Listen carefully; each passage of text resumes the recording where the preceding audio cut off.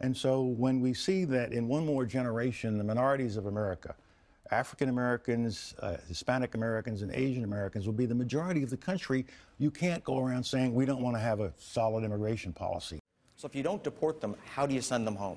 Well, the answer is self-deportation, which is people decide that they can do better by going home because they can't find work here because they don't have legal documentation to allow them to work here.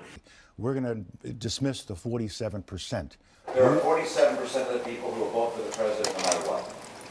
All right, there are 47% who are with him, who are dependent upon government. We are going to make it hard for these minorities to vote, as they did in the last election. We told you how several high-ranking Republican Party officials in Florida have admitted that their efforts to prevent so-called voter fraud were actually intended to suppress Democratic votes. What did that produce? The court struck most of that down. Most importantly, it caused people to turn out and stand in line because these Republicans are trying to keep us from voting. The Florida branch of the African American Ministers Leadership Council released a statement saying they were appalled but not surprised by the news.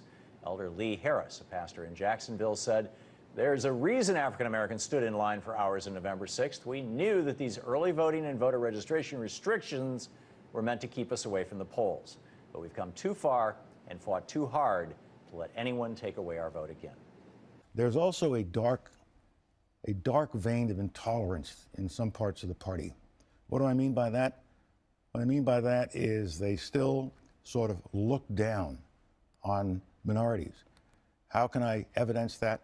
When I see a former governor say that the president is shucking and jiving, that's a racial era slave term. When I see a former governor say that the president is shucking and jiving, that's a racial era slave term. When I see another former governor after the president's first debate where he didn't do very well, says that the president was lazy. Andrea, what people saw last night, I think, was a president that revealed his incompetence, how lazy and detached he is. And he didn't say he was slow, he was tired, he didn't do well. He said he was lazy.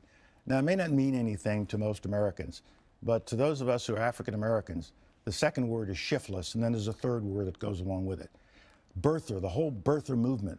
Why do senior Republican leaders tolerate this kind of discussion within the party? And what are his religious beliefs? I believe that he is a Muslim. You do? No. Yes. How many of you believe that here? How many believe? Wow. You believe he's a Muslim? Yes. As the Speaker of the House, as a leader, do you not think it's your responsibility to stand up to that kind of ignorance? David, it's not my job to tell the American people what to think.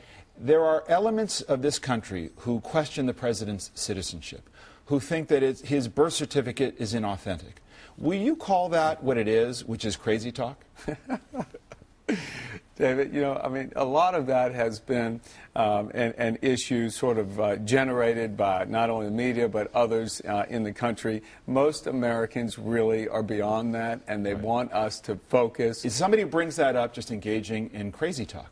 Well, David, I don't think it's nice to call anyone crazy. Is it a legitimate or an illegitimate issue? So I don't think it's an issue that we need to address at all. I think we need to focus. His citizenship should never be questioned, in your judgment. Is that what you're saying? It is not an issue that even needs to be on the policy-making table right now. Because it's illegitimate? I mean, why don't you just call it what it is? I feel like there's a lot of Republican leaders who don't want to go as far as to criticize those. I think the party has to take a look at itself. It has to take a look at its responsibilities for health care. It has to take a look at immigration. It has to take a look at those less fortunate than us. The party has gathered unto itself a reputation that it is the party of the rich. It is the party of lower taxes.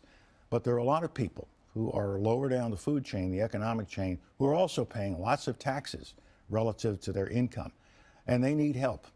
We need more education work being done in this country. We need a solid immigration policy. We have to look at climate change.